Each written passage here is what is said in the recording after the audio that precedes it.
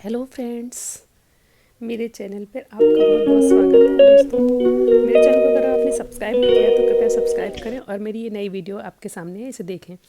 दोस्तों, आज जो है वैकुंठ चतुर्दशी है। इस दिन कार्तिक मास की चतुर्दशी वैकुंठ चतुर्दशी का बहुत महत्व है हमारे हिंदू सनातन धर्म में। इस दिन भगवान विष्णु और भगवान भोलेनाथ की पूजा करते हैं। वैकुंठ चतुर्दशी को हरिहर यानी श्रीहरि और महादेव की पूजा करने का विधान है। जो भी व्यक्ति वैकुंठ चतुर्दशी को भगवान विष्णु की पूजा करता है तो उसे स्वर्ग की प्राप्ति होती है। जीवन के अंत समय में उसे भगवान विष्णु के धाम वैकुंठ में स्थान मिलता है।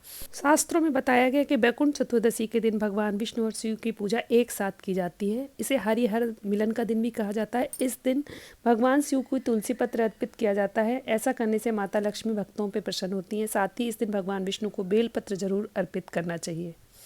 दोस्तों, शिव पुराण की कथा के अनुसार वैकुंठ चतुर्दशी के दिन ही भगवान शिव ने भगवान विष्णु को चक्र प्रदान किया था और इस संसार की जिम्मेदारी उन्हें सौंपी थी। इस दिन जो भी व्यक्ति भगवान विष्णु की विधि विधान से पूजा करता है उसे मृत्यु के बाद वैकुंठ धाम में स्थान प्राप्त होता है। दोस्तों, चातुर्मास में जब भगवान विष्णु सो गए थे तो उस समय जो है भगवान भोलेनाथ पे उन्होंने जिम्मेदारी दे दी थी संसार के चक्र को संभालने की।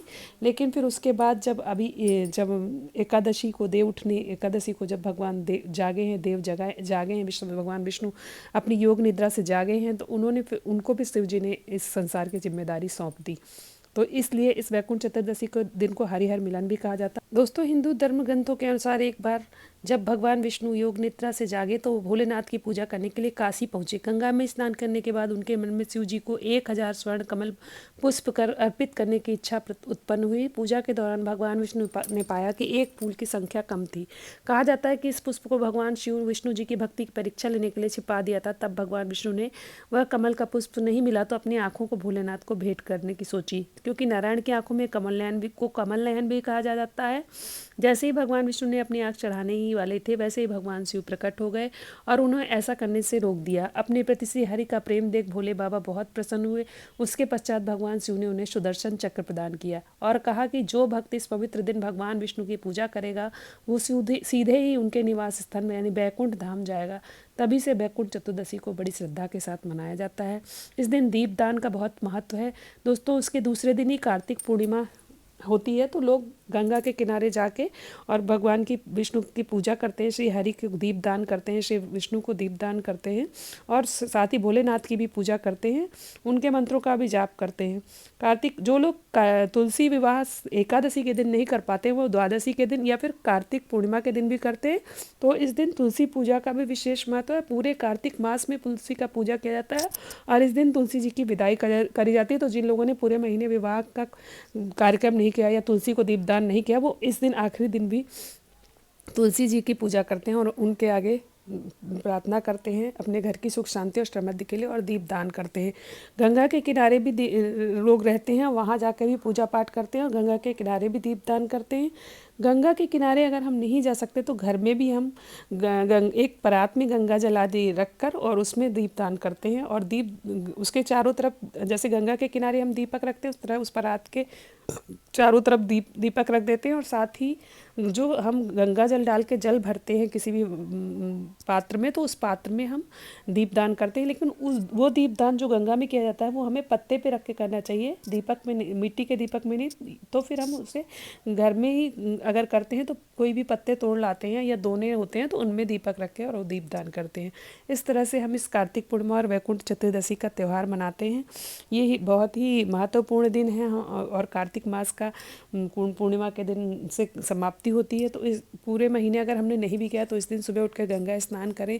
अगर गंगा जी नहीं जा सकते घर में ही जल में गंगा जल मिलाकर गंगा स्नान करें और उसके बाद जो है भगवान विष्णु का नाम निरंतर जपते रहें। घर में सुंदर सी रंगोली बनाएं, घर के दरवाजे पे चौक पूरें और तुलसी जी के गमले में भी को गेरू से लीपे और अगर उसकी पूजा तुलसी जी की 365 बाती जलाकर पूरे महीने की दीपदान करें और साथ ही आप ढेर सारे घर में रोशनी प्रज्वलित करें, दीपक जलाएं और घर की सुख शांति के लिए भगवान विष्णु से, माता तुलसी से, भोलेनाथ से सबसे प्रार्थना करें।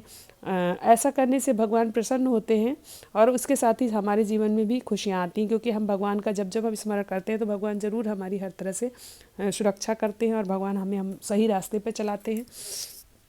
तो इस तरह से इस दिन का जो विशेष महत्व है मैंने आपको बताया। इसके अलावा आप लोग कैसे वैकुंठ चतुर्दशी या आप लोग कैसे कार्तिक पूर्णिमा का पूजन करते हैं वो मुझे कमेंट सेक्शन में ज़रूर बताएं। मैंने देखिए सुंदर सी रंगोली बनाई है, तो उसको मैंने वहाँ पे खूब सारे दीपक लगा दिए हैं, पूरे घर में दीपक जलाए जाते हैं। दीपदान का विशेष महत्व है दोस्तों कार्तिक मास में। अगर हम प्रतिदिन नहीं जला सकते तो वैकुंठ चतुर्दशी, एकादशी और कार्तिक पूर्णिमा के दिन तो इसका विशेष महत्व है और इसे सभी को जलाना चाहिए। आज के दिन निशीत काल में दीपक जलाना चाहिए। वैकुंठ चतुर्दशी के दिन रात के 11 बजे 12:30 बजे के बीच में हमें दीपदान करनी चाहिए। घर में ही हम अगर गंगा जी नहीं जा सकते हैं तो घर में ही किसी पात्र में गंगा जल और जल मिलाकर पत्ते के ऊपर रखकर दीपक जलाना चाहिए, क्योंकि ये दीपक की संख्या 7, 5, 11 या 21 जितना भी आप ज़्यादा से ज़्यादा जला सकें दीपदान कीजिए। और अगर गंगा जी जाते हैं तो गंगा जी में हमें ये दीपदान करने चाहिए। और दीपकों की संख्या है वही 11 या 21 या इससे ज़्यादा 51, जितना भी आप कर सकें। पितरों के नाम का भी दीपक दान करना चाहिए और सभी देवी देवताओं के प्रार्थना करनी चाहिए कि सब हमारे पितरों को मुक्ति मिले। दोस्तों इसी के साथ कार्तिक पूर्णिमा की बेहद शुभकामनाएं। जय श्री राधे राधे राधे।